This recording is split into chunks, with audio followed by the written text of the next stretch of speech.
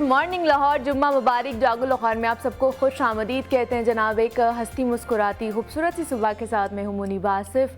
दुआ है कि आप लोग इस वक्त जहाँ कहीं भी होंगे ठीक ठाक होंगे, खुश रह रहे होंगे और अपने इर्द गिर्द को जो लोग हैं उन्हों को भी खुश रख रहे होंगे। जनाब अहले इस्लाम को जागो लाहौर की तरफ से, मेरी तरफ से जुम्मे का जो अजीम दिन है वो बहुत बहुत मुबारक हो। नई सुबह का आगाज़ इस अजीम दिन की मुनासबत से ही करते हैं। तो रसूल अल्लाह सल्लल्लाहु अलैहि वसल्लम ने फरमाया कि तुम में से अगर कोई नमाज पढ़ने के बाद उसी जगह पर बैठा रहता है तो फरिश्ते उस वक्त तक मग़फ़िरत की दुआ मांगते हैं जब तक वज़ू नहीं टूट जाता। और फरिश्ते अल्लाह के हजूर ये दुआ मांगते हैं कि ए अल्लाह तू उस शख्स पर रहम फरमा, ए अल्लाह तू उस बंदे को माफ़ फरमा दे। और नमाज में अल्लाह और बंदे का इतना गहरा ताल्लुक़ कायम होता है जिसमें किसी दूसरे का कोई अमल दखल नहीं होता है। और अल्लाह फरमाता है उसमें कि उस शख्स से कुर्बत इख्तियार कर लेता हूँ जो मेरे करीब आना चाहता है, और उस शख्स से दूरी इख्तियार कर लेता हूँ जो मुझसे दूर रहता है। और अगर इस बात को भी हम लोग समझें ना तो इसमें भी नमाज का ज़िक्र किया गया है, क्योंकि नमाज में इंसान की अल्लाह ताला से बराह रास्त मुलाकात होती है।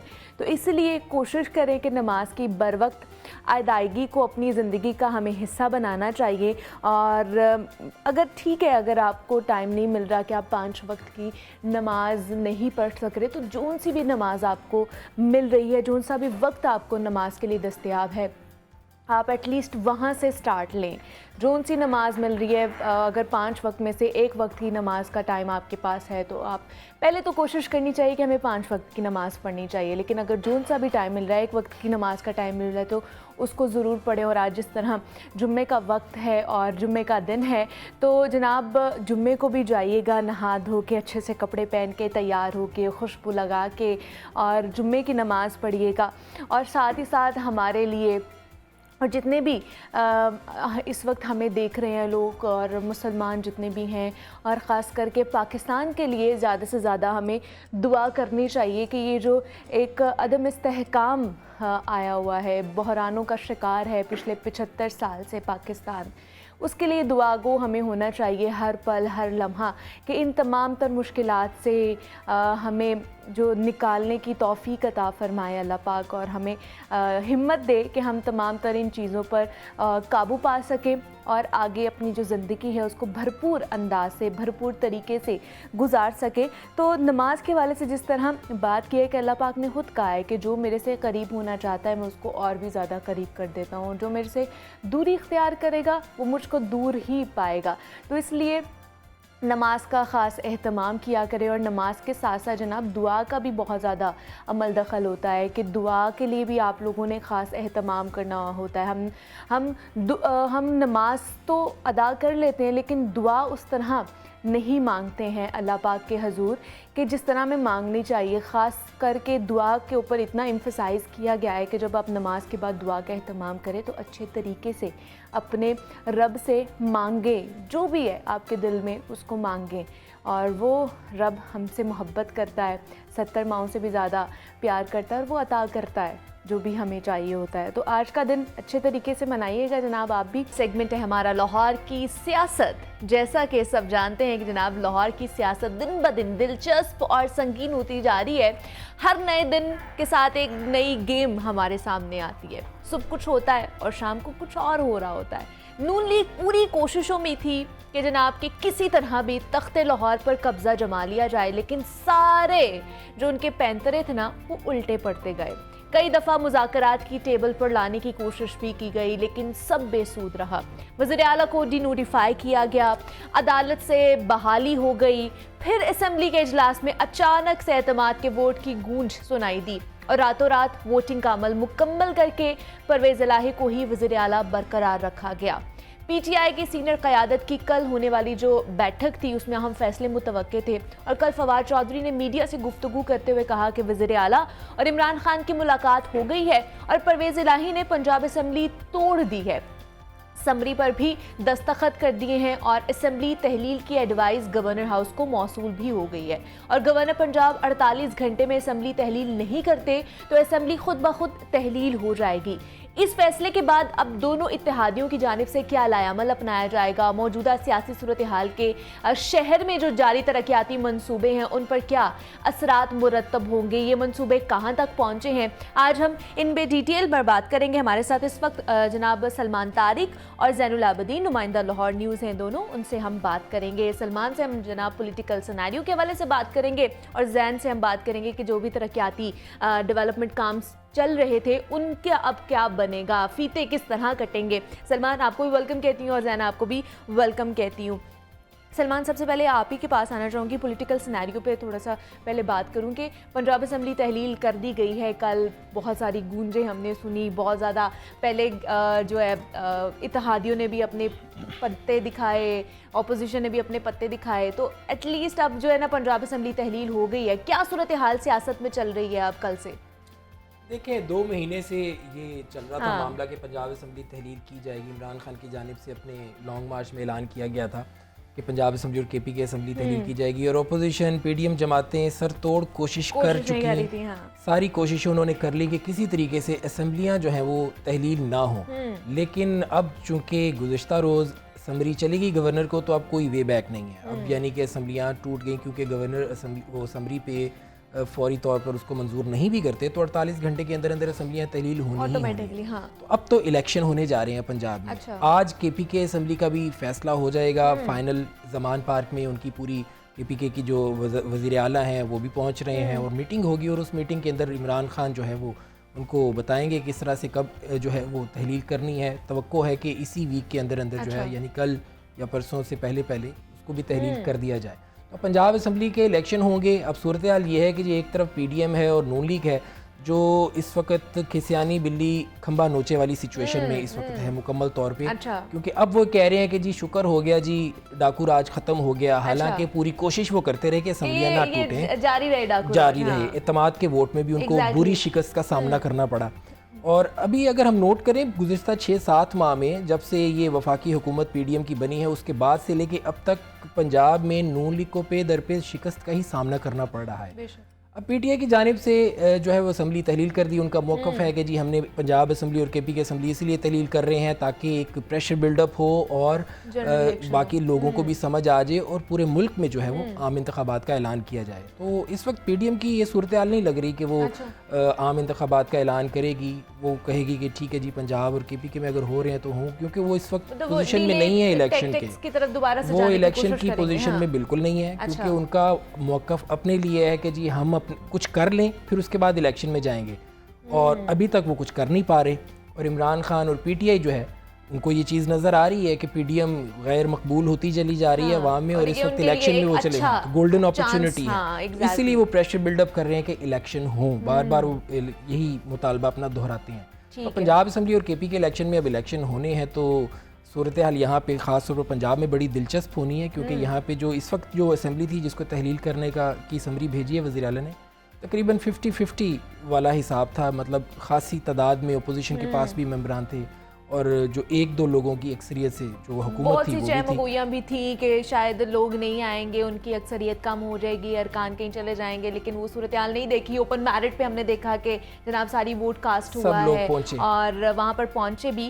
تو یہ تو جناب تھا کہ اسمبلی تحلیل ہونے کے بعد کیا صورتحال رہی ہے۔ اب اسمبلی تحلیل ہو گئی ہے تو اس کے بعد جو ڈیولپمنٹ پروجیکٹس تھے ان پر کیا اثرات پڑنے والے ہیں؟ زین کی طرف چلتے ہیں۔ زین، ترقیاتی کام ابھی شروع ہوئے تھے جب پرویز الہی صاحب آئے ہیں، انہوں نے بہت سارے اعلانات کیے، ترقیاتی کام شروع بھی ہو چکے تھے، اب فیتے کون کاٹے گا؟ اسمبلی تو تحلیل ہو گئی ہے۔ یہ ایک نیا معمہ بن گیا کہ فیتے کون کاٹے گا۔ لیکن آپ نے جو ابھی پولیٹیکل گفتگو میں بات کی نا کہ ڈیلے ٹیکٹ استعمال کیے جا رہے ہیں، سلمان طارق صاحب زیادہ اچھے سے بتا سکتے ہیں۔ مجھے لگتا ہے کہ جو وزیر اعلیٰ نے کل اسمبلی تحلیل کرنے کا وہ جو بھیج دیا لیٹر گورنر پنجاب کو، اس کے بعد گورنر صاحب ذاتی طور پہ بھی وزیر اعلیٰ کو بلا سکتے ہیں کہ کیا آپ کے اوپر کوئی کسی طرح کا پریشر تو نہیں ہے، تو اس طریقے سے بھی کیوں سر اس کو ڈیلے کیا جا سکتا ہے اپنی اسمبلی کو۔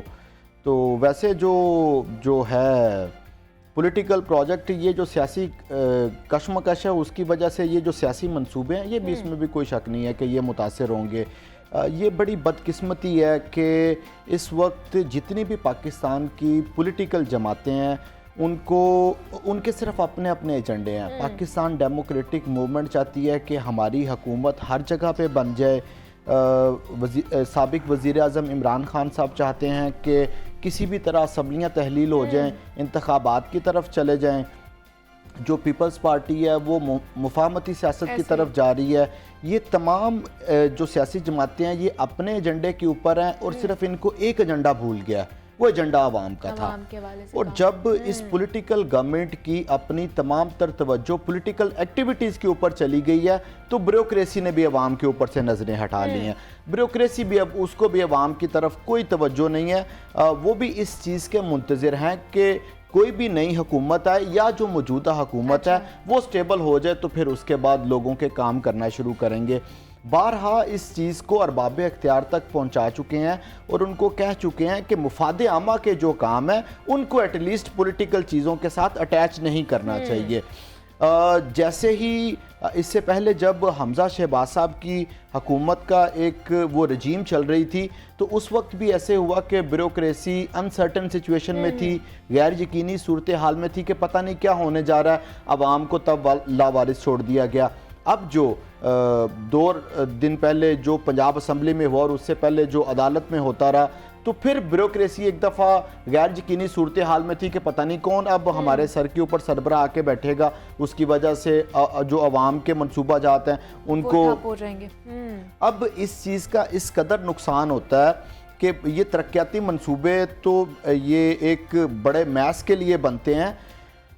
इस वक्त सख्त सर्दी में लोगों के घरों में पीने के लिए पानी नहीं आ रहा। ऐसे ही है। वो लोग परेशान है कि हमने अपनी शिकायत लेकर किसके पास जाना है। मुनीबा, कभी सर्दियों में ऐसा लाहौर की तारीख में नहीं देखा गया कि आप नल खोलें और उसमें से पानी ना आ रहा हो। और ये इतना बड़ा इस वक्त लाहौर में पानी का बहरान संगीन सूरत हाल इख्तियार कर चुका है और तमाम सियासी जमातों को ये पड़ी हुई है कि हम अपने नंबर पूरे कर लें। खुदारा इस लाहौर की अवाम पर रहम खाएं, वो इदारे इस लाहौर की अवाम पर रहम खाएं कि जो कि अवाम के टैक्सेस से सैलरी ले रहे हैं और उनको सर्विसेज प्रोवाइड नहीं कर रहे। एक कोई भी सरकारी इदारा उसको इस चीज़ से क्या गर्ज हो सकती है कि कौन सी पॉलिटिकल गवर्नमेंट है। ये देखें, पानी नेसेसिटी है। आप सिर्फ इस पॉलिटिकल सिचुएशन की वजह से लोगों को साफ पानी की फराहमी नहीं कर पा रहे। साफ पानी के आप तो उनके घरों में पानी नहीं दे रहे। इस तरह होता था कि गर्मियों में जो ट्यूबवेल्स चलाने के औकात कार थे वो 14 घंटे थे। अभी हुआ ये कि जैसे ही सर्दियाँ आई अल्टीमेटली पानी की कंजम्पशन कम होना शुरू होगी। इन्होंने ट्यूबवेल्स के औकात कर दिए 8 से 10 घंटे। ठीक है। ये 8 से 10 घंटे ट्यूबवेल चलाते हैं, उधर से लेस्को और वापडा वाले उस 8 से 10 घंटे में 5 घंटे लाइट बंद कर देते हैं। 5 घंटे लोगों को पानी की सप्लाई दी जा रही है। मेरे जैसा आदमी जो कि नॉन टेक्निकल है उसको पता चल रहा है कि लोड शेडिंग के औकात में ट्यूबवेल्स के औकात कार हैं तो आप उनके टाइमिंग चेंज कर लें। वो उनके टाइमिंग की तरफ कोई तवज्जो नहीं दी जा रही। तो लोगों इस वक्त लाहौर के किसी भी इलाके में जो लोग आपका प्रोग्राम देख रहे हैं उनको इस चीज़ का अंदाजा कि उनके घरों में पानी नहीं आ रहा। गुलबर्ग के पोश इलाके देख लें या शादरा बेगम कोट के नज़रअंदाज इलाके देख लें, हर जगह पे पानी का बहरान है और सारे बहरानों का ही शिकार हैं हम लोग। गैस नहीं आ रही, लोड शेडिंग हो रही है, पानी नहीं पहुंच रहा। हमारा पूरा लाहौर जो है उन्होंने उखाड़ के रखा हुआ है और अब इसका कौन जिम्मेदार है? अब तख्ते लाहौर पर कोई भी नहीं है, असम्बलियाँ तहलील कर दी गई हैं, तो अब कौन होगा, कौन जिम्मेदार है कि हम दोबारा से नॉर्मल लाइफ गुजार सकेंगे? अब देखते हैं कि आने वाले दिनों में। अच्छा सलमान, आपकी तरफ आना चाहूँगी। नवाज शरीफ साहब सुने बड़े नाराज़ बरहम हुए हैं और मरीम नवाज़ को फौरी से वापस भेजने की तजावीज़ भी दी गई हैं। क्या सूरत हाल है, क्या लाया अमल सामने आ रहा है? उन्होंने क्या नाराज होना है, वो पहले ही बहुत बरहम हुए हैं कि आप लोग असेंबली ही नहीं रोक सके, आपने तोड़वा दी असेंबली। मैं उसी पर आ रहा हूँ कि 17 जो मई को हुए थे ज़िमनी इंतखाबात, जुलाई को जो पंजाब के ज़िमनी इंतखाबात, उसमें बुरी तरह शिकस्त हुई नून लीग को, उस पर भी वो बरहम हुए। उसके बाद फिर जो कौमी असम्बली के हलकों पे इंतखाबात हुए उसमें भी बुरी तरह शिकस्त हुई। अपनी ही सीट्स नून लीग उसमें भी खो गई और उसमें भी बड़े बरहम हुए। अच्छा। और उसके बाद अब ये एतमाद के वोट में जो बुरी नाकामी नून लीग को, क्योंकि नून लीग ने तो दावे बहुत बड़े बड़े कर दिए थे ना पिछले 10-12 रोज़ से मुसलसल। राना सनाउल्लाह, ताउल्ला तार और नून लीग के जो लोग हैं वो मुसलसल ये दावे कर रहे थे कि जी नंबर ही पूरे नहीं है, एतमाद का वोट ले ही नहीं सकते, ये भाग रहे हैं, फरार हो रहे हैं। لیکن وہ یکدم اس رات کو جو ہے پرسوں رات کو سرپرائز دیا گیا پی ٹی آئی کی جانب سے، عمران خان کی جانب سے، وزیر اعلیٰ پرویز لائی کی جانب سے، اور اعتماد کا ووٹ انہوں نے لیا، اور نون لیگ اس وقت جو ہے پریشان تھی کہ ان کے ساتھ ہوا کیا۔ اچھا، برہم اصل میں ان کو اگر ہونا چاہیے تو اپنی پوری قیادت پہ ہونا چاہیے اور اپنے آپ پر بھی ہونا چاہیے، کیونکہ پچھلے 1 سال سے وہ یہ خبریں چلوا رہے ہیں کہ میں آ رہا ہوں، میں آ رہا ہوں، وہ آ نہیں رہے۔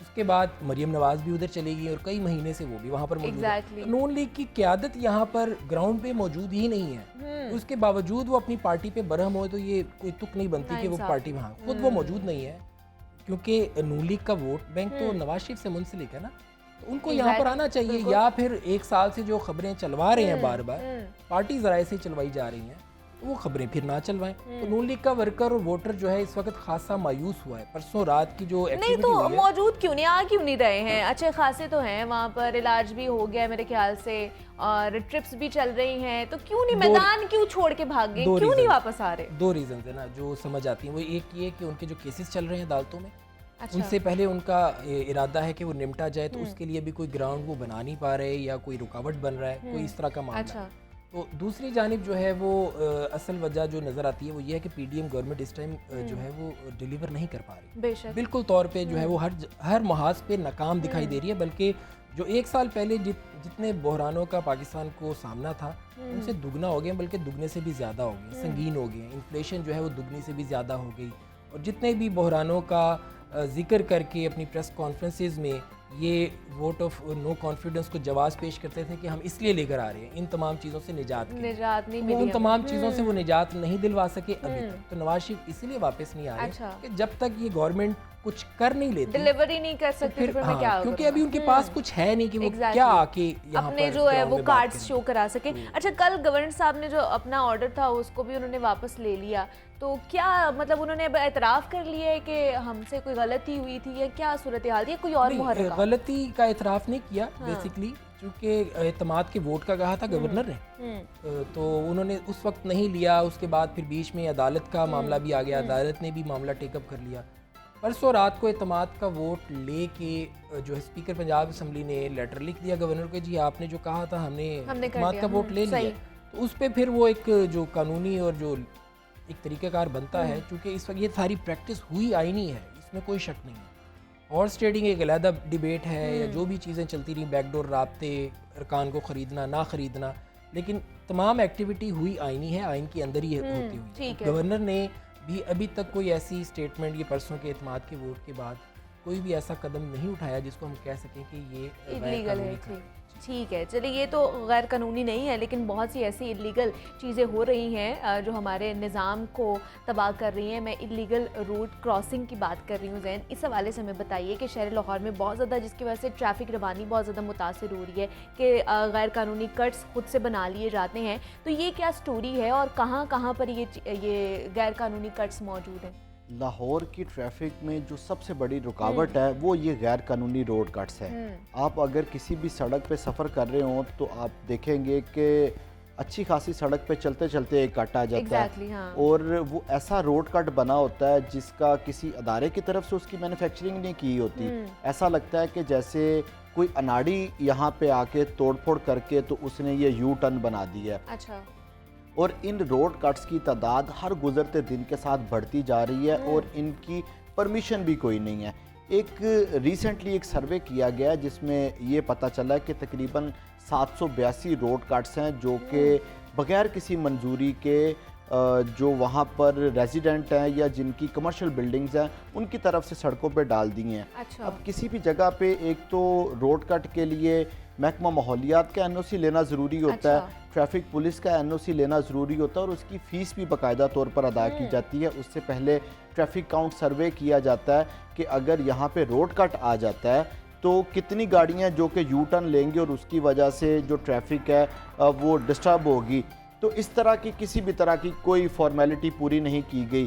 اس میں بہت سے ایسے پیٹرول پمپس ہیں، ریسٹورنٹس ہیں، کمرشل بلڈنگز ہیں، بینکس ہیں اور بڑے ادارے ہیں جنہوں نے سڑکوں کے درمیان از خود टीपा और एलडीए के हमले से मिली भगत करके नहीं तो कोई चेक एंड बैलेंस नहीं है जहन। एक तरफ कहा जा रहा था कि सिग्नल फ्री लाहौर को बनाया जाएगा, दूसरी तरफ ये गैर कानूनी रोड कट्स बनाए जाते हैं, तो कोई चेक एंड बैलेंस नहीं है इदारों के ऊपर। ये मुनीबा जो आपने पॉइंट उठाया ना सिग्नल फ्री, हाँ। ये जब सिग्नल लगे होते थे ना सड़कों पे, तो कोई भी सड़क का ड्यूरेशन बंदा 30 से 40 मिनट में पूरा कर लेता था। अब सिग्नल फ्री बनने के बाद ये 30 से 40 मिनट का सफ़र अब 40 से 50 मिनट पे हो गया, जबकि दूसरी तरफ इस टाइम को तो कम होना चाहिए था। ये सिग्नल फ्री कॉरिडोर में रुकावट की बुनियादी वजह ये रोड कट्स हैं।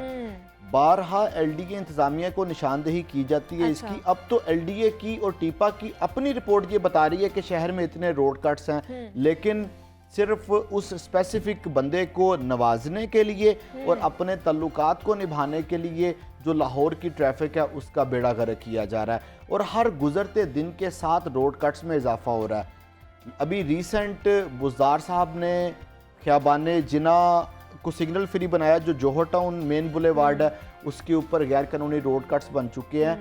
हत्ता के जेल रोड सिग्नल फ्री मंसूबा जहाँ पे हर वक्त वीवीआईपी मोमेंट रहती है और उसका ख्याल भी बहुत रखा जाता है, वहाँ पे लोगों ने गैर कानूनी रोड कट्स बनाए हुए हैं, और गवर्नमेंट है कि वो इसके ऊपर होश के नाखून लेने को तैयार ही नहीं है। गवर्नमेंट इसके ऊपर खामोश तमाशा ही बनी हुई है। और इसके अलावा जो दीगर शाहराएँ हैं, जिस तरह ये गढ़ी शाह हुआ है, अलामा इकबाल रोड है, केनाल रोड के ऊपर गैर कानूनी रोड कट्स हैं, main boulevard Allama Iqbal town पे, सब्जाजार में हैं, और गुलशन नबी मेन बुलेवार्ड पे भी रोड कट्स का इंकशाफ हुआ। मुल्तान रोड पे सबसे ज़्यादा है, ठोकर न्याज बेग से लेके चबुर्जी तक लोगों ने पूरे लाहौर में ही आप समझ लेना कि हमें ये गैर कानूनी रोड कट्स मिलेंगे। अच्छा जैन, फिर ये जो सारी सूरत हाल, सियासी सूरत हाल चल रही है, इसका कितना असरअंदाज होगा ये तमाम तरक्याती प्रोजेक्ट्स के ऊपर? इनके क्या जो फंड्स थे उसका इजरा हो गया है, या अभी इलेक्शन के बाद इनको फिर देखा जाएगा? देखें जी, वज़ीर आला पंजाब या साबिक वज़ीर आला पंजाब उस्मान साहब, अपना सलमान साहब बताते हैं, अभी वज़ीर आला पंजाब कहते हैं, वज़ीर आला पंजाब चौधरी परवेज़ लाई साहब ने ये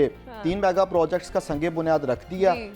अब अगर असम्बलियाँ तहलील हो जाती हैं तो फिर तो अगले 2 मनसूबाजात रह जाएंगे, लेकिन उन्होंने संडे को शादरा प्रोजेक्ट का भी संगे बुनियाद रखना है। इनके फंड्स भी ट्रांसफ़र हो गए।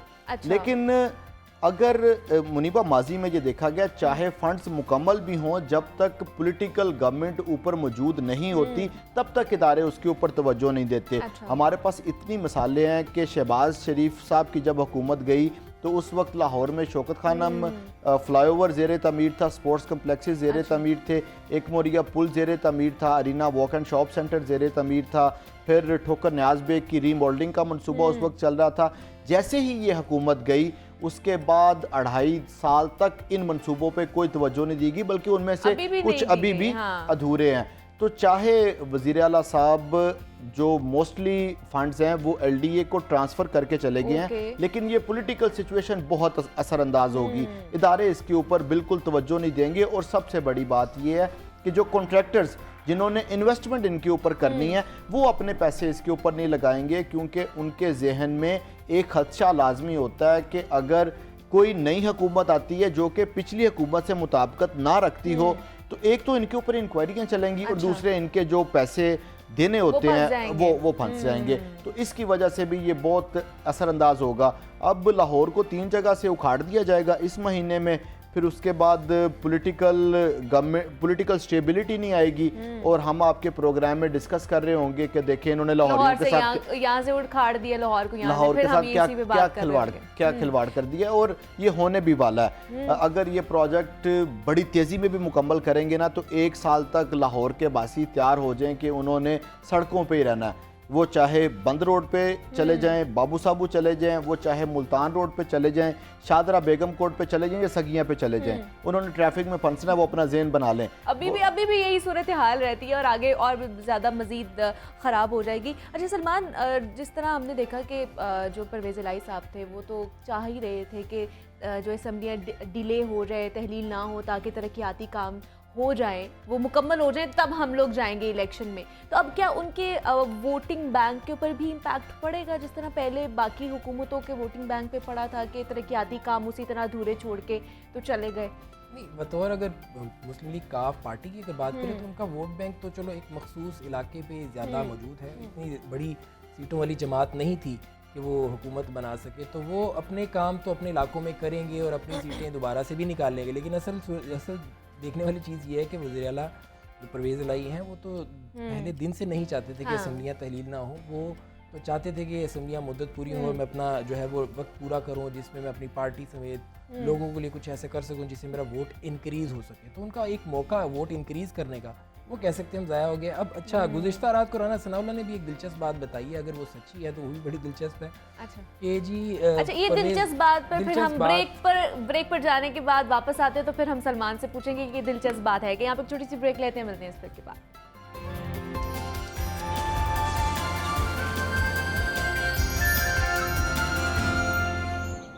حال دل کس کو سنائیں،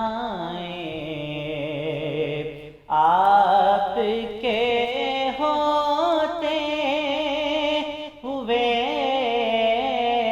کیوں کسی کے در پہ جائیں، آپ کے ہوتے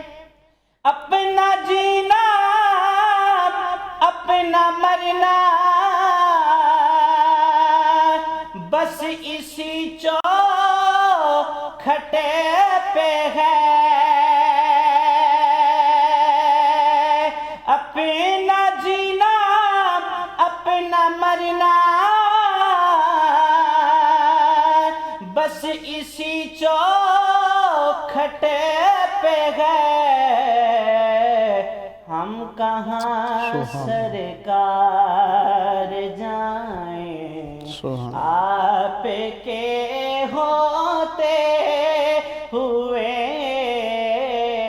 ہم کہاں سرکار جائیں، آپ کے ہوتے ہوئے حال دل کس کو آپ کے ہوتے ہوئے حال دل کس کو سنائیں. ماشاءاللہ سبحان اللہ. حافظ محمد طیب نے بہت ہی جناب خوبصورت انداز میں نبی اکرم صلی اللہ علیہ وآلہ وسلم کی مدح سرائی کی ہے.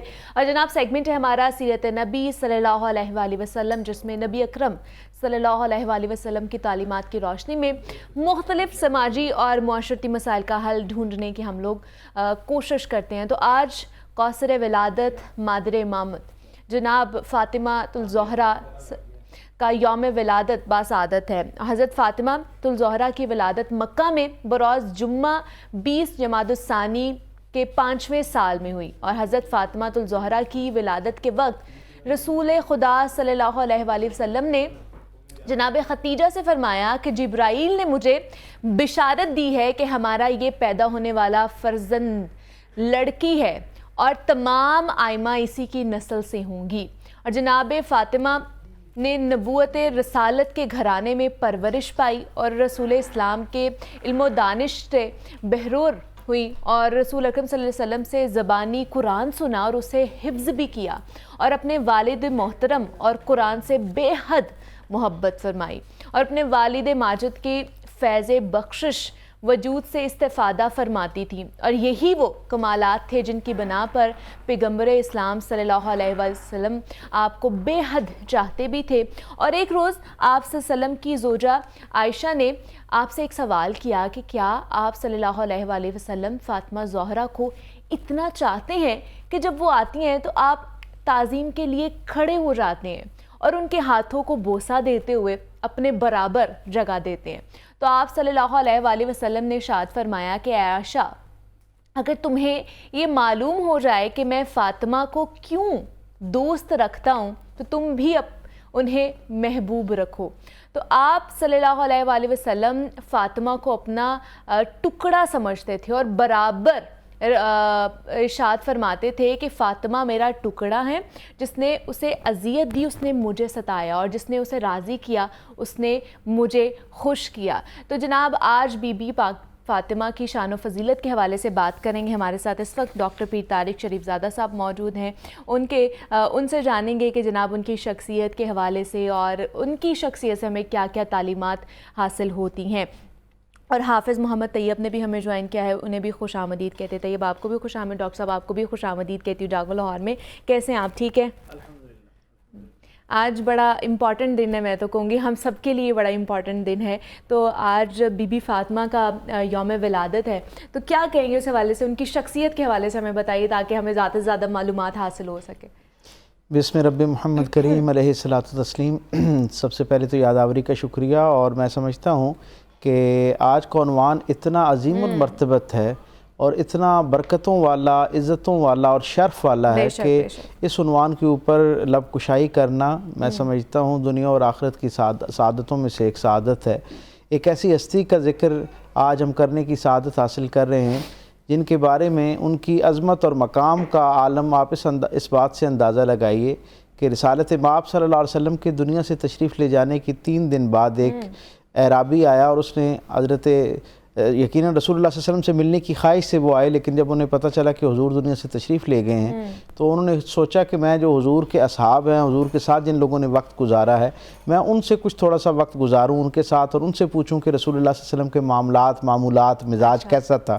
تو کچھ وقت کے بعد جب ان کی حضرت عائشہ صدیقہ رضی اللہ تعالیٰ عنہ کی بارگاہ میں حاضری ہوئی اور ان سے ملاقات کے دوران انہوں نے ان سے پوچھا کہ رسالت مآب صلی اللہ علیہ وسلم کے ساتھ آپ کو ایسی منفرد قربت میسر آئی، حضور کے حرم کا حصہ آپ ہیں، تو آپ یہ فرمائیے کہ رسول اللہ صلی اللہ علیہ وسلم کو اللہ کی مخلوق میں سب سے زیادہ کس کے ساتھ محبت تھی؟ تو حضرت عائشہ صدیقہ رضی اللہ تعالیٰ عنہ نے ایک لمحہ سوچے بغیر یہ فرمایا کہ جتنا وقت میں نے رسول رحمت کے ساتھ گزارا، حضور کے معمولات کو دیکھا، حضور تو سارے عالمین کے لیے اللہ کی طرف سے رحمت اور محبت بن کر آئے، سراپا شفقت بن کر آئے، لیکن جس ہستی کے ساتھ میرے آقا کریم صلی اللہ علیہ وسلم نے اپنی زندگی میں سب سے زیادہ محبت فرمائی ان کا نام فاطمہ الزہرا ہے. اور پھر اس نے اگلے درجے پہ سوال کر کے پوچھا اور مردوں میں سب سے زیادہ حضور نے کس کے ساتھ محبت فرمائی؟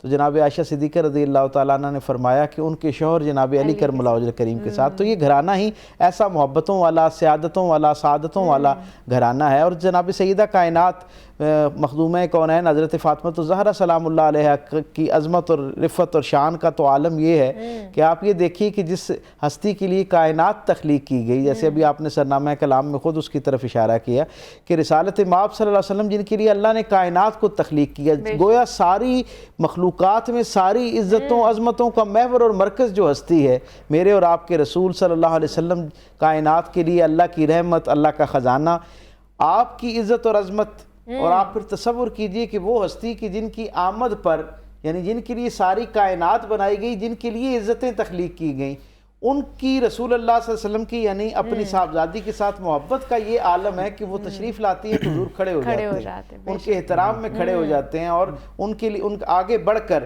ان کا استقبال کرتے ہیں، ان کے دستے مبارک پر بوسہ دیتے ہیں، بعض اوقات ان کی پیشانی پر بوسہ دیتے ہیں، پھر جہاں حضور بیٹھتے ہیں وہاں بٹھاتے ہیں۔ اور کیا کمال کی بات ہے، آپ ذرا دیکھیے میرے کریم آقا نے کیسی منفرد شفقتوں سے نوازا۔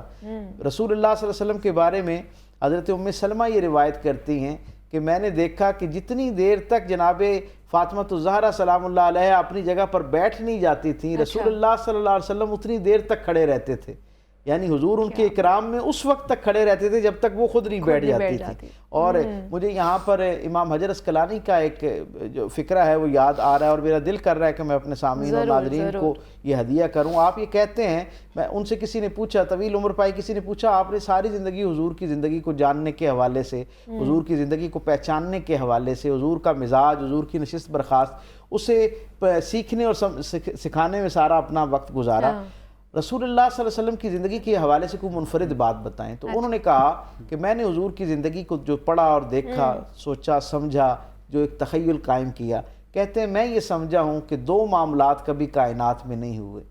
کہا ایک یہ کہ کبھی اللہ کے رسول صلی اللہ علیہ وسلم نے اللہ سے کوئی چیز طلب فرمائی ہو، کسی چیز کی خواہش کا اظہار کیا ہو، دعا کی شکل میں، التجا کی شکل میں، مناجات کی شکل میں، اور اللہ نے اپنے رسول کی کسی بات کو رد کیا ہو۔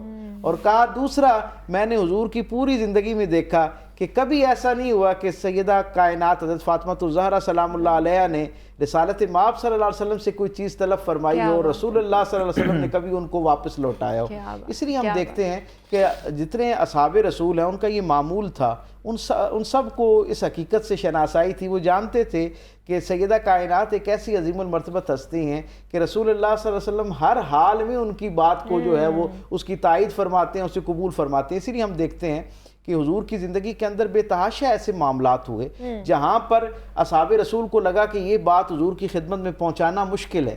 ہوتا ہے نا بعض روزمرہ معاملات میں کوئی چیز ادب کے تقاضے ہوتے ہیں، احتیاط کے تقاضے ہوتے ہیں، زندگی کی اپنے کرینے سلیقے ہیں جن کی بنیاد پہ بعض دفعہ بندہ محتاط ہو جاتا ہے۔ تو جب کبھی ایسی اصحاب رسول کو مشکل درپیش آئی، ان سب کا بالاتفاق جو فیصلہ تھا وہ یہی ہوتا تھا کہ یہ جو بات ظاہری انداز میں کسی کے لیے بھی کہنا حضور کے سامنے مشکل ہوتی تو وہ التجا، وہ گزارش، وہ فرمائش جناب سیدہ کائنات کی نسبت اور تعلق سے جب حضور کی بارگاہ میں جاتی تو سب کو یقین ہوتا کہ حضور کا ان کے ساتھ ایسا مان اور شفقت والا تعلق ہے کہ حضور کی بارگاہ سے ان کو کبھی رد نہیں کیا جاتا۔ جب بھی ان کی طرف سے کوئی خواہش آتی ہے، کوئی خبر آتی ہے، کوئی گزارش آتی ہے تو حضور اس کو ایک لمحہ ضائع کیے بغیر جو فوراً اس کے اوپر فرمان رحمت جاری فرماتے ہیں۔ اور میں آپ سے ایک اور عرض کروں کہ یہ سیدہ فاطمہ الزہرا سلام اللہ علیہ جو ہے، یہ رسول اللہ صلی اللہ علیہ وسلم جب ہم قرآن حکیم کی تلاوت کرتے ہیں تو ہمیں پتہ چلتا ہے کہ مفسرین نے لکھا کہ یہ جو آپ کی پیدائش یعنی اتنا عظیم الشان، اتنا عظیم المرتبت معاملہ ہے کہ اللہ نے آپ کو کوثر کہہ کر پکارا، یعنی جو انا اعطیناک الکوثر ہے، بے شک ہم نے آپ کو خیر کثیر عطا کیا۔ تو مفسرین میں سے ایک بڑی تعداد اس بات پر متفق ہے کہ اس کوثر سے مراد یہ جو خیر کثیر ہے، اس سے مراد حضرت فاطمہ الزہرا سلام اللہ علیہ ہیں۔ یعنی آپ تصور کیجئے نا کہ یہ عربوں کا وہ معاشرہ تھا جو اپنے بیٹوں پر بڑے ناز کیا کرتے تھے اور بیٹیوں کو کے بارے میں جو ہے وہ ایک خاص درجے کی ایک مخاصمت ان کے اندر پائی جاتی تھی، ایک تعصب پایا جاتا تھا۔ اور جب سرکار دو عالم صلی اللہ علیہ وسلم کی شہزادی دنیا سے تشریف لے گئے تو انہوں نے حضور کو طعنہ دینا شروع کر دیا، اور اللہ نے اپنے محبوب کی دلجوئی کے لیے، وہ تو بیٹے کی وجہ سے طعنہ دیتے تھے، اللہ نے سرکار دو عالم صلی اللہ علیہ وسلم کو حضرت فاطمہ الزہرا سلام اللہ علیہ جیسا تحفہ عطا کیا، اور پھر یہ اعلان کر دیا رہتی دنیا تک کے لیے کہ آپ کو ہم نے خیر کثیر عطا کر دی ہے، یعنی ساری بلائیوں کا مجموعہ، منبع و مرکز جو ہے وہ آپ کو عطا کر دیا گیا ہے۔ یعنی حضرت فاطمہ الزہرا گویا ایک ایسی ہستی ہیں جن کے اندر پوری امت کے لیے بلکہ رہتی دنیا تک کے سارے انسانوں کے لیے بالعموم اور رہتی دنیا تک کی ساری خواتین کے لیے بالخصوص ایک ایسا خیر کا خزانہ موجود ہے کہ جس زمانے کی عورت بھی ان سے استفادہ کرنا چاہے گی یقیناً اس کو اپنی زندگی کے اندر جو ہے ایک روشنی کا ذریعہ بنا سکتی ہے۔ یہاں میں ایک بات اور آپ سے عرض کروں کہ آپ کی ہستی کی ویسے تو بے شمار پہلو ہیں جن پہ بات کی جا سکتی ہے، لیکن میرے ذہن میں فوری طور پہ ایک بات آتی ہے اور میں سمجھتا ہوں کہ یہ اس پلیٹ فارم سے دوستوں تک، احباب تک جاننی چاہیے۔ آپ یہ دیکھیے کہ حضرت فاطمہ الزہرا خود عورت کے لیے ایک عزت اور عظمت کی علامت اور نشانی ہے اور استعارہ ہے. آپ یہ دیکھیے کہ دنیا بھر کے اندر بیٹیوں کے بارے میں ابھی ہم نے بات کیا نا کہ کیا معاملات، اور کم و بیش یہ آج تک بھی دنیا کے بہت سارے معاشروں میں یہ تعصب جو ہے وہ پایا جاتا ہے بیٹے اور بیٹی کی تقسیم کے حوالے سے. لیکن آپ یہ دیکھیں کہ رسول رحمت صلی اللہ علیہ وسلم نے بیٹی کو رحمت قرار دیا. یہ بیٹیوں کی عزت افزائی کا اس سے بڑا اور کیا حوالہ ہو سکتا ہے. لیکن آپ یہ دیکھیے کہ ساری دنیا کی بیٹیاں اپنے والدین کے لیے رحمت ہیں. بے شک. لیکن میں قربان جاؤں سیدہ کائنات حضرت فاطمہ الزہرا سلام اللہ علیہ کے مقام اور منصب پر، آپ اس ہستی کے لیے رحمت ہیں جسے اللہ نے رحمت للعالمین بنا کر بھیجا. تو آپ تصور کیجئے کہ کیا ان کا مقام اور منصب ہے. رسول اللہ صلی اللہ علیہ وسلم کی حدیث مبارک ہے کہ عورت جو ہے، بیوی جو ہے، وہ منکوہ جو ہے وہ اپنے شوہر کا گویا نصف ایمان ہے، اس کے ایمان کی محافظ ہے. اور آپ دیکھیں کہ حضرت فاطمہ الزہرا سلام اللہ علیہ ایک ایسی ہستی کے لیے ایمان کی حفاظت کی ذمہ داری ان کو اللہ نے عطا کی ہے، یعنی شرف عطا کیا ہے کہ وہ ہستی ہیں یعنی جنہیں رسول اللہ صلی اللہ علیہ وسلم نے کل ایمان قرار دیا، جناب علی کرم اللہ وجہ کریم کو. تو یہ شرف بھی بڑا منفرد ہے. پھر آپ یہ دیکھیں کہ رسول اللہ صلی اللہ علیہ وسلم نے عورت کی عزت اور عظمت میں ایک 4 چاند لگاتے ہوئے حضور نے یہ فرمایا اور ایک لافانی فرمان جاری فرما دیا. حضور نے فرمایا کہ دنیا بھر کے جو بیٹے ہیں ان کی جنت اپنے ماؤں کے قدموں کے نیچے ہے. یعنی دنیا میں کوئی بڑے سے بڑا فقیہ، عالم، مفسر، محدث، حتیٰ کہ کوئی صحابی بھی ہوگا تو اس کی جنت اس کے ماؤں کے قدموں کے نیچے ہے. میں قربان جاؤں سیدہ کائنات کی مقام اور شرف پر.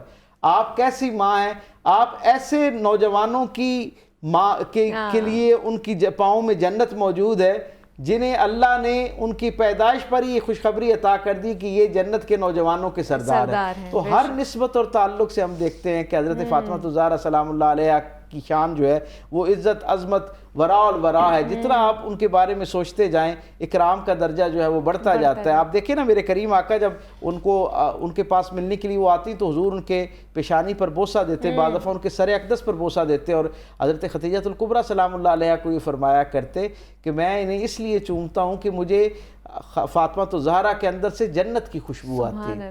یعنی آپ کا مزاج، اس کا مطلب کیا ہے، یہ ایک علامت ہے کہ آپ کی تربیت، آپ تصور کریں نا کہ تربیت کہاں سے ہو رہی ہے. یعنی کائنات کی بہترین ماں جو ہو سکتی ہے محسنہ اسلام سیدہ خدیجہ الکبریٰ سلام اللہ علیہ، اگر ایک طرف آپ کو ان کا سایہ شفقت میسر ہے اور دوسری طرف بطور والد کائنات کی سب سے عظیم المرتبت ہستی جناب رسالت مآب صلی اللہ علیہ وسلم کی براہ راست شفقت، محبت اور توجہ حاصل ہے. تو ہم دیکھتے ہیں کہ پھر حضور کے ساتھ آپ کی تقرب کا، محبت کا معاملہ جو ہے یہ آخری لمحے تک حضور کی زندگی میں ان کے ساتھ جو ایک محبت ہے وہ اسی طرح منفرد نظر آتی ہے. آپ کے لیے جب شادی کا مرحلہ آتا ہے تو ہم دیکھتے ہیں کہ آپ کا یہ شرف ہے، سرکار دو عالم صلی اللہ علیہ وسلم نے جناب علی کرم اللہ وجہ کریم جیسی بے مثل اور بے مثال ہستی جو ہے اس کا انتخاب کیا ان کے لیے. کس محبت اور رچاؤ کے ساتھ انہیں جو ہے وہ اپنے گھر سے رخصت کیا. اور پھر اگلے درجے پہ ابتدا درجے میں جو ہے جب شادی ہوئی تو تھوڑا فاصلے پر آپ کا گھر تھا. پھر رسول اللہ صلی اللہ علیہ وسلم کی طبیعت کے اوپر یہ اس بات کا ذرا گراں گزرنا شروع ہوا، ذرا مشکل ہونا شروع ہوئی روز آنا جانا. تو حضور نے پھر جناب علی کرم اللہ وجہ کریم کو کہہ کے اپنے گھر کے قریب حضرت فاطمہ الزہرا کی جو ہے وہ رہائش کر دی اور آپ کو اپنے قریب کر دیا. اور سیرت نگار یہ اس بات پر متفق ہیں کہ زمانہ امن کے جتنے دن مدینے میں حضرت فاطمہ الزہرا سلام اللہ علیہ کے نکاح اور رخصتی کے بعد گزرے، ان میں کوئی دن ایسا نہیں تھا کہ جس دن مدینے میں امن ہو، یعنی کوئی جنگ کی حالت نہ ہو، کوئی اور مصیبت مشقت نہ ہو، اور سرکار دو عالم صلی اللہ علیہ وسلم نے حضرت فاطمہ الزہرا کے گھر تشریف لے جا کر ان کی خبر گیری نہ کی ہو، ان کے لیے شفقت نہ کی ہو. اور ہم یہ دیکھتے ہیں کہ سرکار دو عالم صلی اللہ علیہ وسلم کے ہاں اگر کوئی چیز کھانے میں اچھی بنتی، کوئی تحفے میں اچھی چیز آتی تو حضور سب سے پہلے حضرت فاطمہ الزہرا کا آپ کو خیال آتا اور آپ ان کے لیے اس کو بھیجا کرتے اور ان کے لیے جو ہے وہ ایک خاص محبت اور شفقت کا جو ہے وہ اعلان فرماتے. اور یہ محبت اور شفقت کا معاملہ پھر ازواج مطہرات کے مزاج میں بھی ہمیں نظر آتا ہے کہ ان کے ہاں بھی جتنا وقت گو کہ رسالت مآب صلی اللہ علیہ وسلم کے بعد بہت تھوڑا سا وقت آپ کو میسر آیا، آپ تھوڑا سا وقت جو ہے اس کے بعد آپ رہیں، لیکن اس تھوڑے سے وقت کے اندر بھی ازواج مطہرات سمیت ساری صحابیات اور سارے اصحاب گویا پوری امت جو ہے وہ حضرت فاطمہ الزہرا سلام اللہ علیہ کے ساتھ اسی طرح عقیدتوں سے اپنے دل جو ہیں عقیدتوں کے چراغ ان کی بارگاہ میں پیش کرتے رہے، خراج عقیدت ہدیہ سپاس ان کی بارگاہ میں پیش کرتے چلے آ رہے ہیں. میں نے جیسے ابھی حضرت عائشہ صدیقہ رضی اللہ تعالیٰ عنہ کا فرمان ذیشان آپ سے شیئر کیا، ان سے لے کے لمحہ موجود تک اس امت کا ہر آدمی جو ہے اس کا سر حضرت فاطمہ الزہرا سلام اللہ علیہ کی بارگاہ میں عقیدت اور احترام کے ساتھ جھکا ہوا نظر آتا ہے۔ بے شک۔ اچھا ڈاکٹر صاحب، لاسٹ پہ یہی آپ سے جاننا چاہوں گی کہ ہم نے جس طرح حضور پاک وسلم کی اور بی بی فاطمہ کی، مطلب والد اور بیٹی کی ایک ہم نے شخصیت کے حوالے سے، تعلق کے حوالے سے بات کی، کہ آج کے دور میں والد اور بیٹی کا کس طرح کا تعلق ہونا چاہیے؟ یہ دیکھیں، دنیا کے اندر ساری ہدایت اور رہنمائی کے سوتے جو ہیں وہ رسالت مآب صلی اللہ علیہ وسلم کی پاکیزہ سیرت سے پھوٹتے ہیں۔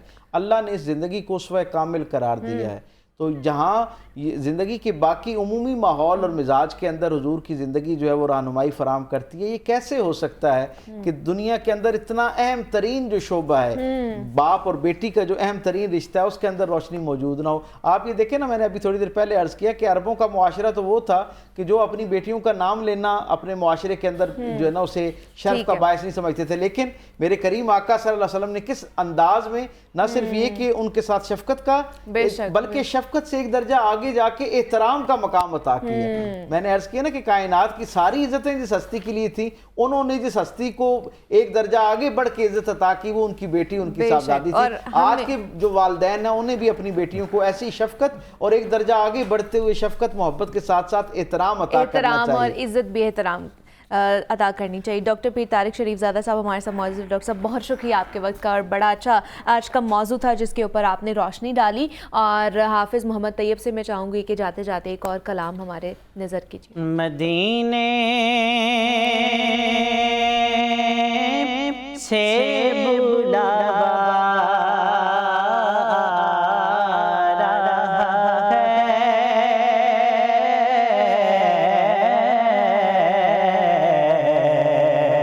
میرا دل مجھ سے پہلے جا رہا ہے، میرا دل مجھ سے پہلے جا رہا ہے، اور یہ چکی سیدہ کی چل رہی ہے،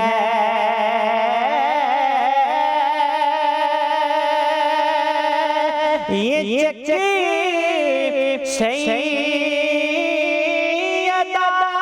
کی چل رہی ہے، زمانہ جتنا لنگر کھا رہا ہے، زمانہ جتنا لنگر کھا رہا ہے، نواسوں کا وسعت کا بانٹتے ہیں،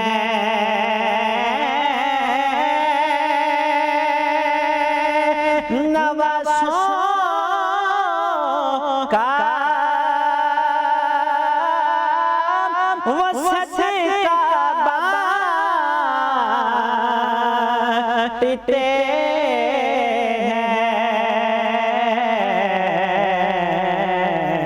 زمانہ ان کا صدقہ کھا رہا ہے، زمانہ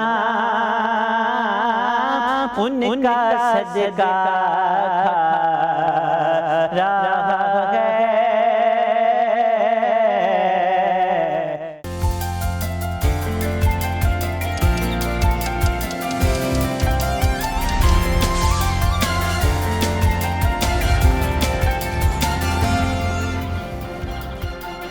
ویلکم بیک टू जागो लाहौर जनाब, सेगमेंट हमारा इनक्रेडिबल वुमेन, जिसमें हम आपकी मुलाकात करवाते हैं बहादुर और बाहिम्मत ख़वातीन से जिन्होंने दुनिया में पाकिस्तान का नाम रोशन किया और इस हैरत में मुब्तला कर दिया कि पाकिस्तान की मिट्टी में इतने बहादुर लोग और ज़बरदस्त टैलेंट मौजूद है।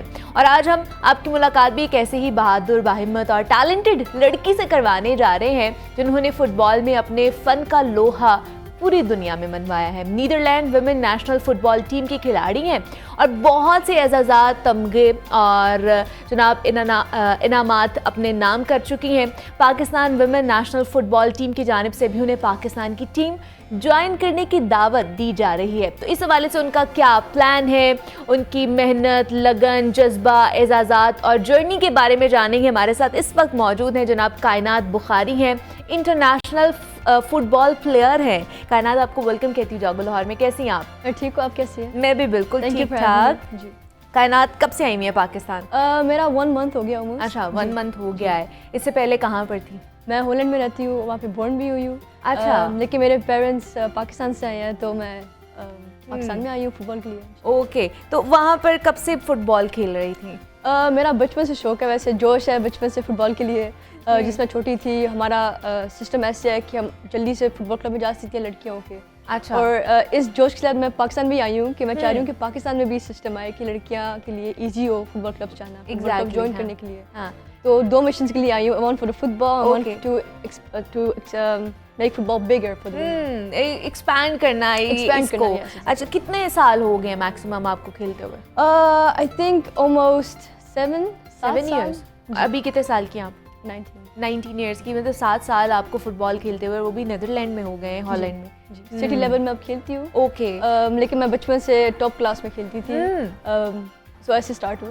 तो वहाँ पर ही देखते देखते इस चीज़ का शौक हुआ या घर में और भी कोई बहन भाई खेलता है या यू आर द वन के जिसने इस साइड पे गई? मेरे पास 2 दूसरी बहनें और एक भाई है, और बड़ा अच्छा। भाई मैं चाहता था कि उनका भी एक छोटा भाई हो, तो उनके साथ मैं खेलती रहती थी। ठीक है। तो ऐसे शुरू हुआ है। हाँ। लेकिन वहाँ पे माहौल ऐसा है कि मैं जल्दी से फुटबॉल खेल सकती थी, जैसे उनके जो माहौल में जल्दी अडेप्ट हो गई थी, जैसे Exactly, फुटबॉल हाँ, माहौल है वहाँ हाँ। का। तो आई वाज स्काउटेड देयर, तो ऐसे मैं आगे गई थी फुटबॉल में। और जैसे बाहर की प्लेयर से मैं क्लब में गई थी, तो ऐसे मैं ग्रो होती रही हूँ। अब अच्छा। सिटी लेवल में खेलती हूँ और ऐसे इंटरनेशनल गेम्स भी खेलती हूँ हॉलैंड के लिए। So wow. अभी तक कितनी गेम्स है, कितने कॉम्पिटिशन्स हैं टोटल जो अभी तक आप अपने 7 इयर्स की जर्नी में खेल चुकी हैं? अभी तो बहुत कॉम्पिटिशन्स आ रहे हैं। इंशाल्लाह हमारे इंटरनेशनल गेम्स भी आ रहे हैं, बेल्जियम में और फ्रांस में अभी आ रहे हैं। इंशाल्लाह वो हमारे गेम्स होंगे जो काफ़ी इम्पोर्टेंट है हमारे लिए। और इसके अलावा मैं पाकिस्तान के लिए भी आई हूँ, ट्रेनिंग किया PFF के साथ, पाकिस्तान नेशनल फुटबॉल फेडरेशन के साथ। इंशाल्लाह नेक्स्ट टूर्नामेंट में मैं होपफुली शामिल होंगी। तो मैं ज़्यादातर पाकिस्तान के लिए आई हूँ इधर, अच्छा। ताकि पाकिस्तान में वुमेन फुटबॉल एक्सपैंड हो, ज़्यादातर छोटी यंग गर्ल्स के लिए और अपॉर्चुनिटीज़ आई, क्योंकि हॉलैंड में हम आदी हैं कि ऐसी अपॉर्चुनिटीज़ होती है बहुत ज़्यादा लेकिन होती मैं है, पाकिस्तान exactly, की हाँ। लव के लिए आई हूँ कि इधर और ग्रो हो, इधर और अपॉर्चुनिटीज़ बने, जो हम वहाँ पे सीख रहे हैं हम इधर पाकिस्तान में भी लेके आए और एक्सपेंड करें। तो अभी आप कायनात परमानेंटली पाकिस्तान आई हैं या just for the football? For now just for the football, अच्छा। लेकिन इंशाल्लाह may be in the future permanently. लेकिन क्योंकि मैं वहाँ पे पैदा हुई हूँ, वहाँ पे ग्रो हुई हूँ, अभी के लिए खाली अभी वहाँ पे स्टडीज भी चल रही हो होंगी रही हैं, obviously, फुटबॉल हाँ। गेम्स भी हो रही हैं। तो अच्छा। मेन फोकस तो वहाँ पे, लेकिन मैं चाह रही हूँ कि पाकिस्तान में भी वो फोकस आए और लड़कियों के लिए मैं भी कोई कुछ कर सकूँ। हाँ। तो ऑफिशियल ऑफर हुई है आपको या अभी उन्होंने वैसे ही बोला है कि हमारे साथ आके आप फुटबॉल हमारी तरफ से खेले, पाकिस्तान की तरफ से? Yeah, there was an official just offer to Okay. train along for now. इधर पाकिस्तान में एक सिस्टम होता है नादरा कार्ड, आइडेंटिटी हाँ, कार्ड हाँ, के, तो उसमें काफ़ी टाइम लग गया था। अच्छा। So for now it was only training, but inshallah for next tournaments I'll be there. So they invited me to they invited more players, और लड़कियां को इनवाइट किए थे पूरे दुनिया से, कोई कनाडा लेकिन से। उनमें से आपको उन्होंने इनवाइट किया और आपको ऑफर किया, ऑफिशियली ऑफर किया, तो कैसा वो प्राउड मोमेंट था, कैसा मोमेंट था आपके लिए वो? जी बस बहुत प्राउड मोमेंट था। जब मैंने अपने पेरेंट्स को बताया था, मेरे पेरेंट्स बहुत प्राउड थे, अभी तक बहुत प्राउड है। मेरी मम्मा मेरे लिए आई है पाकिस्तान, क्योंकि वो बहुत प्राउड हो रही है कि मैं उनकी कंट्री जहाँ पे बहुत पैदा हुए हैं। हाँ। ये चीज़ें स्टार्ट करना चाहती हूँ, क्योंकि फुटबॉल के अलावा मैं चाहती हूँ कि लड़कियों के लिए ज़्यादातर एक सेफ जगह हो, क्योंकि हमारे हॉलैंड में एक फाउंडेशन है, रीशॉट क्राइचेक फाउंडेशन। ओके। वो बच्चों के लिए जिनके पास कम पैसे होते हैं, जिनके पास कम अपॉर्चुनिटीज़ होती हैं, उनके लिए फ्री स्पोर्ट्स देते हैं। تو میں چاہتی ہوں کہ میں پاکستان میں بھی یہ لے کے آؤں. ہماری بہت اچھی ورکنگ ٹوگیدر ہے, میں ان کے لیے کام بھی کرتی ہوں اچھا. میں. میں چاہتی ہوں کہ پاکستان میں بھی ایسے سسٹم آئے کہ ایک فاؤنڈیشن کی طرف سے لڑکیوں کے لیے ایزی ہو کہ وہ اسپورٹس کریں, جو بھی اسپورٹ ہو, فٹ بال, ٹینس, جو بھی وہ چاہتی ہیں ان کے لیے آسانی سے جو بھی ان کے لیے ان کا ٹیلنٹ ہے. جی آپ اس کو بالکل, انہیں انویسٹ ہو. جی ان کے کوچز آئیں, دوسرے انٹرنیشنل کوچز آئیں جو اس چیز میں انویسٹ کرنا چاہتے ہیں, لڑکیوں کے لیے گرو کے لیے ٹائم انوالو کرنا چاہتے ہیں تاکہ ان میں بھی پوٹینشیل اور گرو ہوئے, کیونکہ پوٹینشیل ہے پاکستان میں بہت زیادہ میں رہ رہی ہوں. ہاں, میں نے ماشاء اللہ سے دیکھا ہے کہ بہت لڑکیاں جوش اسپورٹس کرتی ہیں اور وہ چاہتی ہیں کہ وہ پاکستان کا نام روشن کریں اور بڑھیں اسپورٹس میں. لیکن ان میں بس ایک پش چاہیے, وہ ہے کہ بس ان کے لیے اپرچونیٹیز ہو رہا ہے اور فیسلٹیز ہو رہا ہے, کوچز میں بھی آئیں اور ایسی چیزیں میں ہم انویسٹ کرنا چاہ رہے ہیں. لیکن کائنات جس طرح انٹرنیشنلی ابھی آپ انٹرنیشنل پلیئر ہیں فٹ بال کی, تو اگر پاکستانی ٹیم کو دیکھا جائے تو اس کو کہاں پر آپ دیکھتی ہیں, کہاں پر اسٹینڈ کر رہی ہے, ابھی بھی کتنا ہمیں محنت کرنے کی, کتنا کام کرنے کی ضرورت ہے ابھی بھی انٹرنیشنلی اگر ہم نے بیٹ کرنا ہے, کیونکہ فٹ بال کی ٹیم ابھی بہت پیچھے ہے, بہت ہی پیچھے ہے ابھی, کیونکہ شارٹلی اسٹارٹ ہوئے ہیں پاکستان کی ٹیم. کافی دیر کے بعد کافی دیر بین بھی تھا, اب کوڈفا پاکستان کی ٹیم آئی ہے تو ابھی بہت ینگ پلیئرز بھی ہیں, لیکن یہ پلیئرز میں بہت جوش ہے, بہت ٹیلنٹ ہے. تو میں نے اس سے ٹریننگ بھی کیا ہے, میں نے لڑکیوں سے ملی بھی ہوں. So I think the girls are amazing, I think the potential is there and they gonna grow. I feel کہ بس مے بی فیو ایئرس لگیں گے کہ وہ اس لیول پہ آئیں, لیکن everything is there. I think صحیح انویسٹمنٹ ہو رہا ہے پاکستان نیشنل ٹیم میں, اوکے, سو فیفا کی طرف سے. So there is a lot of money in there and a lot of support from the government. With that support وہ انشاءاللہ اور بھی گرو کر سکتے ہیں. لیکن وہاں پہ جب آپ نے ان سے ملی اور سارا اپنے سسٹم دیکھا, تو وہاں پہ جو کوچز تھے, جو ٹرینرز تھے, آپ کو لگتا ہے کہ انٹرنیشنلی وہ چیز کو بیٹ کر پائیں گے, یا اس طرح کی ٹریننگز دی جا رہی ہیں, یا ان کو بھی تھوڑا سا چینج کرنے کی یا اپ گریڈ کرنے کی ضرورت ہے؟ ویسے فیسلٹی ساری جیسے میں نے بھی کہا اچھی ہے, الحمدللہ ان کو چیز ملتی ہے جیسے training, coaching. It just has to take some time I think to grow. Extra trainings میں بی you know it has to take some time, کوئی ٹائم لگے گا انشاءاللہ پھر وہ اس لیول پہ بھی آ سکتی ہے. ابھی کیونکہ کافی نیو ہے, بہت ساری جیسے ہالینڈ کی ٹیم دیکھ لیں, وہ تو کافی سالوں سے ڈیکیڈ سے ٹریننگ کر رہی ہے نیشنل ٹیمس میں, ورلڈ کپ میں, یورپین کپ میں آ رہی ہیں. تو اس لیے پاکستان کے بھی ٹائم لگے گا, لیکن انشاءاللہ پوٹینشیل بہت ہے جب اپنے سالوں میں انویسٹ کریں ان میں. But they get there eventually. تو جب یہاں کی پلیئر سے کائنات آپ ملی, آپ کی ملاقات ہوئی, تو کیا ان کو ٹپس دی آپ نے؟ مطلب انہوں نے آپ سے پوچھا ہوگا کہ آپ وہاں پر کیسے کھیلتے ہو, کس طرح ٹریننگ لیتے ہو, کیا آپ کی ڈائٹ ہوتی ہے, تو کیا ٹپس دے کے آئے انہیں؟ ویسے میرا ایک ڈفرینس ہے ان میں سے کہ میں ایک اسپیشل ڈائٹ لیتی ہوں, ہربل لائف. ایک اوکے, وہ کھانے میں ڈلتا ہے, ایک پاؤڈر سا ہوتا ہے, اس سے مجھے ایکسٹرا بوسٹ ملتی ہے, وہ ہیلتھ کے لیے بہت اچھا ہوتا ہے. ہالینڈ میں بہت سارے پلیئرس, پروفیشنل پلیئرس وہ یوز کرتے ہیں. اچھا, تو زیادہ تر میں وہ لیتی ہوں. میں نے کہا تھا دیکھو ہم وہ لیتے ہیں, اس سے ہمارا ایکسٹرا بوسٹ ملتا ہے. وہ پاکستانی یہ بھی لڑکیاں کافی یوز نہیں کرتی, وہ بھی نیو ہے اس چیزوں کے ساتھ. تو میں نے ایسے بتایا تھا کہ ہمارا یہ ڈفرینس ہے خالی, لیکن باقی ہر چیز سے ٹیکٹیکل ٹپس ہوتی ہیں, جیسے گیم میں کون سی ٹیکٹیکل چیزیں ڈفرینس ہے, ہمارے گیم ڈفرینٹ ہے ہالینڈ میں. تو ایسی چیزیں ڈسکس ہوتی ہیں, چھوٹی چیزیں, وہ فٹ بال کی جو انسائٹ ہوتی ہے. تو we learn from each other, میں ان سے سیکھتی, وہ میرے سے سیکھتے ہیں. گیو اینڈ ٹیک, ان کا سسٹم ڈفرینٹ ہے, میرا بھی, لیکن it's all an experience for me and I am really proud that کہ میں ان کی ٹیم میں شامل ہو سکتی ہوں and that they can learn from me as well. So it's give and take. تو ان سے آپ نے پوچھا کہ وہ لوگ کیا کھاتی ہیں, ان کی ڈائٹری ہیبٹس کیا ہیں؟ نہیں, وہ ہیلتھی کھاتی ہے. They have almost no sugar کم, کیونکہ پاکستانی لوگ بڑے فوڈی ہوتے ہیں نا, فوڈی ہوتے ہیں. ہاں, مطلب ویکینڈ پہ نان, چنے, پائے, نہاری, ایگزیکٹلی فوڈ ہے. جب میں باہر نکلتی ہوں تو سارے food stalls and every thing food is. آپ کی بھی تو نہیں ڈائٹری ہیبٹ چینج ہوگی جب سے یہاں پہ آئے ہوگی؟ چیٹنگ کی ہے تھوڑی. میں جو سموسے وغیرہ ریزسٹ نہیں کر سکتی, I'm so sorry. ورنہ جب میں چلتی ہوں نا اسٹریٹس میں, اور جو مجھے کشمیری چائے کی جو خوشبو آتی ہے, I can't resist that. I have to try. تھوڑی سی چینج آئی ہے ڈائٹ میں, لیکن انشاءاللہ. لیکن زیادہ کیا مزے کا لگا ہے یہاں پر آ کے کھائے؟ فرسٹ ٹائم آئے ہو پاکستان یا اس سے پہلے بھی آئی تھی؟ پہلی دفعہ اصل جوش میں آئی ہوں, جیسے فرسٹ ٹائم بچپن میں آئی تھی. لیکن پاکستان کھانوں میں جیسے میں کیا سموسے بہت پسند ہے مجھے. اچھا, ٹھیک ہے. جلیبی ادھر کی ان میچ, کیونکہ ہالینڈ میں ڈفرینٹ ہوتی ہے, ادھر تو فرسٹ کلاس. یہ میرے فیوریٹ ہے. جو ہمارے جو کھابے ہیں, ہمارے جو صبح کے ناشتے ہیں, نہاری, پائے, چنے, یہ نہیں کھایا آپ نے؟ کلچے are my favorite. چنے کلچے with اچار. اچھا, with اچار. अंदर अंडा नहीं डलवाया। ठीक है, क्या बात है। साथ लस्सी नहीं पी आपने? लस्सी नहीं पी अभी। लस्सी भी मैं इनकी मामा को कहूँगी इनको लस्सी भी पिला के यहाँ से लेके जाए, ताकि पता चले कि भाई वो जो एक अच्छा लाहौरी नाश्ता होता है ना वो करके जा रही है कायनात यहाँ से। हाँ ज़रूर, आपने जो है ना पेठे वाली जो लस्सी होती है ना वो वाली पी के जानी है। ठीक है, कौन सी फ्लेवर से लूँ मैं? कौन सी? ये आप अंदरून जाएंगी ना वहाँ से आपको वो वाली लस्सी मिलेगी, आपके मामा को पता होगा। बिरयानी नहीं खाई? अभी सही बिरयानी नहीं खाई मैंने, लेकिन वो ट्राई करूंगी इंशाल्लाह। अभी मैं काफ़ी वीक के लिए इधर हूँ तो मैं सारा पाकिस्तानी खाना ज़रूर ट्राई करूंगी। अभी तो बिगिनिंग स्टेज है क्योंकि वहाँ का डिफरेंट खाना होता है, तो अपना पेट का भी ख्याल पेट का भी ख्याल रखना पड़ता है। अंदरून शहर आपने विजिट किया कि नहीं अभी?